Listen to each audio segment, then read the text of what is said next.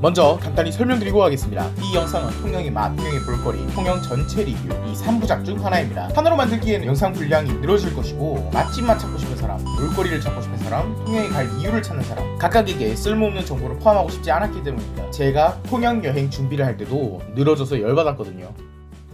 놀랍게도 이번 편은 볼거리와 통영에 가야 할 이유 편이지만 그 전에 정보 전달 위주의 맛, 볼거리 편과는 달리 신변잡기적인 수필을 다루며 정보 편과는 어조가 다릅니다. 양해 바랍니다. 두 편을 다 보셨다면 쉽게 알 수 있는 사실이지만 네, 저는 통영을 2번 갔습니다. 한 번은 친구들과 한 번은 가족들과 갔죠. 그리고 놀랍게도 두 번째로 통영을 가기 전까지의 통영에 대한 제 감상은 제 족간이었습니다. 아마 자취의 충격과 날씨의 환상의 컬래버레이션이었겠죠. 첫날의 거제도는 굉장히 괜찮았는데 둘째 날부터 비가 오더군요. 심지어 둘째 날부터 통영의 본격적인 여행이었는데 그러다 보니 통영의 대부분을 못 즐기고 왔어요. 이 쓸데없는 이야기에서 중요한 건 두 가지입니다. 여러분은 통영에 갈 때 날씨를 꼭 확인하고 가시라는 것과 둘째는 1박 2일 일정 주제에 근처에 있는 거제도도 둘러보고 갈까? 라는 헛된 생각을 품지 마시라는 겁니다. 제가 통영에 갔을 때는 22살의 치기 어린 시절이었기 때문에 처음으로 차를 렌트해서 여행을 즐기려던 그 병신은 터무니없는 계획을 세웠어요. 경주에서 거제도 찍고 통영 찍고 남해 찍고 갔다고 오자는 초창기 1박 2일도 이 정도 로드버라의 길은 계획하지 못했을 겁니다. 그렇게 신나게 아침 일찍 경주에서 렌트카를 타고 4시서 거제도까지 달려가는 와중에 보인 가거대교는 정말 상쾌했습니다. 얼마 전에 갔던 통영도 가거대교를 통해 갔는데 부산 쪽을 통과하는 노선으로 통영을 가지 않는 분들이라면 가거대교를 못 보는 것만으로 참 아쉬울 거라 생각이 듭니다. 여기서 가거대교에 대한 약간의 팁. 가거대교는 중간에 차를 세워서 구경할 수가 없습니다. 그래서 운전자는 사실 경치 구경을 하기가 어려워요. 아니면 저번주시 본주위로 보러 가시든가. 하지만 가거대교 양 끝에 휴게소가 있습니다. 제 추천은 부산 거제 방면의 가덕 휴게소와 거제 부산 방면의 거제 해양파크 휴게소입니다. 다른 민간 휴게소도 많은 편이지만 가덕 휴게소와 거제 해양파크 휴게소는 다른 곳과 달리 전망이 좋아요. 다른 민간 휴게소들은 위에 7080 콜라텍인지 감도 안 잡히고 관리인지 질문하던데 아무튼 이 두 휴게소에서 가거대교의 전망을 마음껏 즐기시면 될 것 같아요. 가거대교를 지나다 보면 점점 바다 중간에 송송 작은 섬들이 거북이 뒷껍질 마냥 바뀌기 시작하는데 그걸 보는 것이 다른 바다와 남해의 결정적인 차이입니다. 중등 교육과정에서 모두 배우셨겠지만 동해는 망만대해지만 남해와 서해는 섬들이 발달해 있으니까요. 해안선이 복잡한 서해와 남해, 리아스식 해안 그런 만큼 부산은 동해와 남해가 맞닿은 곳이라 그 특유의 맑게 뻗어있는 바다를 즐길 수 있지만 남해의 바다는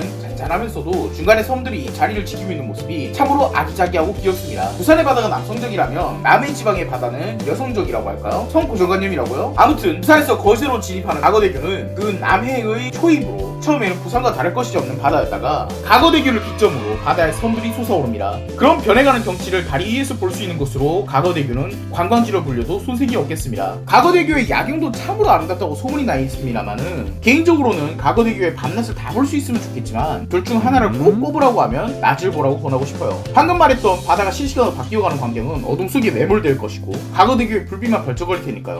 게다가 사진으로 남기기도 좀 껄쩍지근합니다. 그래서 가거대교의 밤은 가능하신 분만 즐기면 좋을 것 같아요. 의도적으로 가거대교를 밤에 넘길 필요는 없습니다. 저희는 거제도의 몽돌 해수욕장과 바람연도, 외도보타니아, 해금강을 들렀습니다만 깔끔하게 패스하도록 하겠습니다. 여기서 일어난 대형 사건으로는 제가 주차를 하다가 옆에 오토바이가 있는 걸 못 보고 살짝 실기스를 했다는 거예요. 렌트카인데. 그리고 여기서 정말 어린 나이에 렌트를 하려는 분들에게 최대의 꿀팁. 모든 연령의 사람들에게 차를 렌트해준다고 하는 곳은 여러분을 등쳐먹으려고 하는 사기꾼들이라는 겁니다. 저는 차문에 실기스 조금 냈다고 100만원이 나왔어요. 저한테 유리하게 말한 게 아닙니다. 특히 약관에 저희는 차를 본사에 맡겨서 수리한다, 다른 세기처를 들리면 안 된다, 차에 GPS를 달아놓았기 때문에 추적을 할 수 있다, 이런 게 약관이 있으면 깔끔하게 포기하십시오. 어떤 수법으로 등을 쳐먹냐면 살짝 기스가 났다, 차를 맡겨서 모두 부분을 수리할 거다, 약관에 그렇게 적혀있지 않느냐? 아마 몇백만원씩 나온다, 그래서 수리시킬래? 100만원 줄래? 이런 코스로 갑니다. 수리하는 코스로 가도 영수증이 나오기 때문에 개지랄병이 나죠. 이런 걸 누가 속냐고요? 저도 씨발 당하기 전까지 생각도 못했습니다. 약관 장난질이라는 게 당해보기 전까지는 뭐가 악성 약관인지 알 수가 없어요. 차를 본사에 맡겨서 수리한다가 악성 조항인지 어떻게 합니까? 아무튼 그러하오니 저는 22살 때 운전 경력이 횟수로 3년차 이상이었지만 렌트는 거의 불가능하더군요.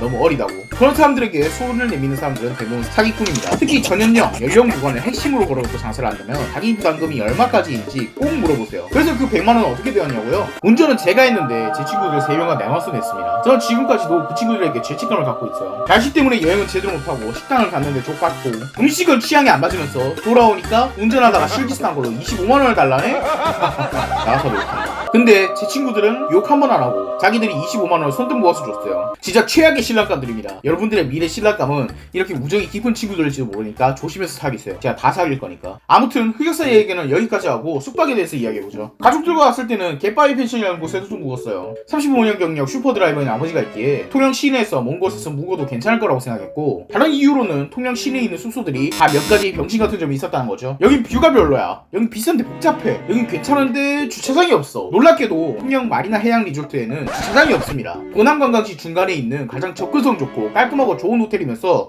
주차장이 없어요. 통영은 주차하기가 지옥 같은 곳이기 때문에 걸을 수밖에 없었습니다. 그래서 정한 곳이 통영 시내에서는 존나 멀지만 넓고 뷰가 좋았던 갯바위 펜션이었어요. 할머니를 모시고 무슨 호텔도 아니고 펜션을 잡나라는 생각이 있었는데 막상 도착해보니까 너무 괜찮았어요. 무슨 학생들 MT 오는 펜션이 아니더라고요. 아니 학생들이 MT 오면 안 된다는 얘기는 아닙니다만 낚시꾼들이 갯바위에서 낚시하는 명소라고 들은 만큼 정말 중장년 낚시 동호회에서 올 듯한 곳이었어요. 뭔가 말하고 보니까 좀 그런데 아무튼 정갈하고 괜찮았던 겁니다. 특히 발코니가 있었는데 발코니에서 보는 통영대교의 모습이 참 아름다운 곳이더라고요. 주인 네 분도 친절하시고 가져가서 먹으라고 석류지빙가를 주셨는데 정말 고맙지만 쉬더라고요. 갯바위 펜션의 밤의 풍경은 을씨년합니다. 뭔가 존나 무서워요. 하지만 여기서 굴다리를 지나서 올라오면 분위기가 확 바뀝니다. 그 위쪽은 무슨 1940년대 미국 연회장이에요. 거기에 간단한 마트도 있고 카페도 있어서 편의시설도 죽여줄 뿐더러 그 화려한 위쪽에서 어두컴컴한 아래쪽으로 내려가는 굴다리의 분위기가 뭔가 좋습니다. 사회고발적인 이미지 같기도 하고 너무 힙해서 사진을 찍지 않을 수가 없었습니다. 아침에 일어나서 근방을 살펴보니 50m도 채 안 되는 곳에 퇴락한 항구 같은 곳이 있더군요. 반대편은 거제도 쪽 항구가 보였고요. 거제대교가 생겨나기 전에는 저 항구에서 거제도로 향하는 사람들이 있었을 텐데 라는 생각에 잠기기 좋은 아침 산책이었습니다. 항구 같은데 물도 굉장히 깨끗했고요. 물 랜덤인 버그인가? 그 정도 물이 깨끗하고 맑았습니다. 이제는 저 바위에서 낚시하는 사람들만 남겨져 있는 게 쓸쓸한 모습이면서도 새로 그 쓸모를 찾은 것 같아서 안심이 드는 곳이었어요. 갯바위 펜션을 꼭 가라고 추천하는 건 아닙니다. 통영 어디에든 이런 느낌의 숙소는 있겠죠. 하지만 통영 외곽에 있는 위치에 걸맞게 아름다운 풍경과 고즈넉한 항구마을의 정취에 걸맞지 않은 세련된 상업시설들의 조화로 편하면서도 자연의 아름다움을 느낄 수 있는 곳이었기 때문에 통영에 대한 이미지가 꽤 좋아지는 곳이었습니다. 이제 통영에 가야 할 이유인 케이블카와 야경, 이순신공원에 대해서 얘기해보죠. 사실 통영의 레저편을 먼저 만들어 놓은 입장에서 살짝 껄쩍지근합니다만 통영의 레저를 다 안 해도 됩니다. 솔직히 케이블카만 탄다면 통영 대부분을 봤다고 생각해도 돼요. 통영 케이블카는 2007년부터 운행한 꽤 신형 케이블카입니다. 별로 안전하겠죠? 그래서 그런지 통영 케이블카에는 그 뒤에 케이블카들의 유행인 크리스탈, 바닥이 뚫린 케이블카가 없어요. 다만 운행 시간이 어마어마하게 깁니다. 저는 예전부터 놀이공원 관람차를 못하는 병이 있는데 생각보다 무섭더라고요. 처음에는 미르산의 모습밖에 안 보입니다만 올라갈수록 뒤에서 바다가 고개를 내밉니다. 그때부터는 구경하느라 정신이 없을 거예요. 미르산 뒤에 바다 방향도 너무나도 아름답고 위에서 보는 통영시의 모습도 정말 좋습니다. 케이블카에서 내리자마자 전망대가 있기 때문에 전망대만 올라가도 엄청난 해방감을 느낄 수가 있어요. 전망대에 쓰여있는 말로는 날씨가 좋으면 스시마섬까지 보인다고 합니다만 그건 부산 태종대 같은 데도 써있는 단골 멘트라 이젠 찾아보는 걸 포기했어요. 제가 간 날도 날씨는 어마어마하게 맑았지만 스시마섬인지 눈곱인지 구분이 안 가더군요. 그래도 여기는 센스가 좋은 사람이 만들었는지 일부러 바닥 뚫린 스릴 넘치는 전망대도 만들어 두었고 거기 사진 스팟도 있어서 사진 찍기 너무 좋습니다. 그 외에도 미륵산은 올라가면서 색다른 모습을 보여주는데요. 미륵산 뒤편 통영시가지 반대편에도 시골 섬마을이 있습니다. 미륵산이 통영섬의 중앙에 있으니까 제주시가 있으면 서귀포시가 있는 것처럼 당연한 것이겠죠? 이 시골 마을이 펼쳐지면서 미륵산의 절벽이 깎아내린 듯 보이는 이곳은 참으로 아름다웠어요. 마치 젤다의 전설 야생의 숨결의 스타트 지점에서 나오는 장면과 비슷한 느낌이었어요. 저 광활한 땅을 달릴 수 있을 것 같은 느낌이었죠. 이때까지만 해도 상당히 만족을 했습니다만 미륵산 위쪽의 전망은 절편에서도 열심히 말했으니 간단히 정리하면 통영의 시가지, 다도에 인간이 사는 곳과 자연을 동시에 볼 수 있는 가장 완벽한 곳이에요. 학생들한테 리아시식 해안이 뭔지 100번 설명해준 것보다 여기 한 번 데려와서 보여준 것이 더 쉽겠더라고요. 그리고 이곳은 역사적으로도 의미가 있는 것이 이 미륵산 정상은 조선 수군 본영인 통제영의 봉수대가 있었던 곳이에요. 이 통제영이 있었던 곳이라고 해서 통영이라고 이름이 붙은 것이고요. 이 통제영을 선조 시절에 관리하던 사람이 바로 한도수군 통제사 이순신 장군입니다. 그리고 이순신 장군 하면 한산도 대첩이고 눈앞에 한산도가 보이는 이곳은 꽤 이래저래 역사 덕후들에겐 재밌는 곳이죠. 멀리서 상상해보는 겁니다. 100여 척의 일본 한대가 조선 수군들의 포위 선멸전으로 박살나는 모습을 이 구불구불하고 섬들 사이로 나있는 해안에서 적들을 막아내는 조선배들이 보이는 것 같았어요. 고작 20척 남짓의 배로 70척 이상의 함대를 좁은 해역에서 감싸는 하객진, 자국의 바다를 얼마나 잘 알고 있어야 하는지 생각하게 되는 곳이었습니다. 이순신하면 이순신공원입니다. 사실 이순신공원은 처음 통영을 찾는 사람들에게 매력적인 곳이 아닙니다. 뭔가 고리타분해 보이잖아요? 게다가 이순신공원을 찾아가는 길은 몹시 오묘합니다. 통영은 위쪽 반도 부분과 아래쪽 선 부분이 있는데 대부분의 관광지는 선 부분에 있고 사람들의 거주지, 번화가는 반도 부분이 있으니까 관광객 입장에서는 반도 부분에 갈 일이 크게 없습니다. 하지만 이순신공원은 이 반도 부분, 그것도 아파트 단지를 지나 공장지를 넘어서 와야 합니다.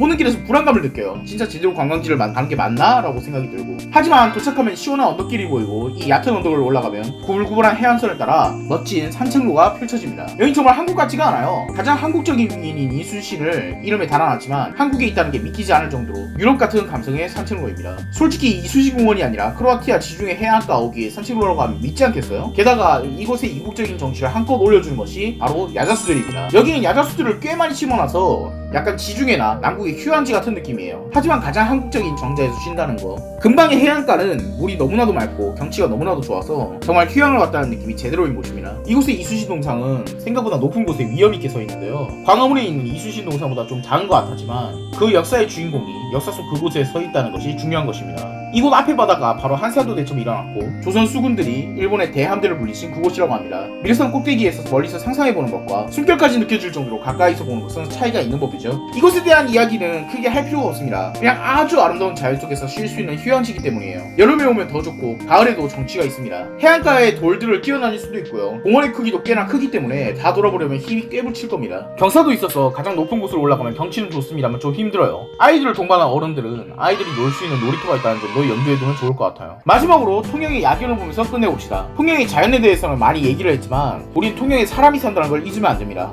바로 인문 환경이죠. 통영은 예로부터 문화예술의 도시였습니다. 박경리, 유치한 문인들의 창작의 장소였을 뿐만 아니라 아주 예전부터 오츠로 나전 칠기를 빚어오던 곳이죠. 통영은 그만큼 예술적인 느낌이 있습니다. 저는 이런 걸 대충 힙하다고 퉁치고 지나갈 때가 많습니다만 통영시는 특유의 감각이 있어요. 통영은 관광지로서 묘한 구석이 있습니다. 사실은 쇠락을 겪었던 관광지란 것이죠. 부산 출신인 어머니의 피셜로 예전에는 부산, 거제, 통영 수운관광이 근본 같은 거였다고 하더군요. 통영 여객터미널은 그 당시 얼마나 번화한 교통의 중심이었을지 상상도 잘 안 갑니다. 그러니 원래 통영의 시내는 통영 여객터미널 근방이었던 거죠. 오래된 음식점, 문화예술의 중심이 이곳을 중심으로 펼쳐져 있는 이유입니다.